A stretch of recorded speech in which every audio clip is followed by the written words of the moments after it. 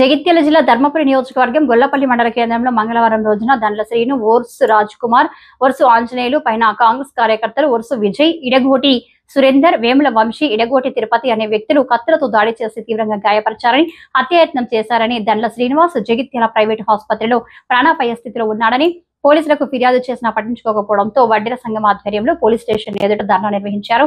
Police ఉన్నతాధికారులు వచ్చి arrest చేస్తామని హామీ ఇవ్వడంతో ధర్నా విరమించారు.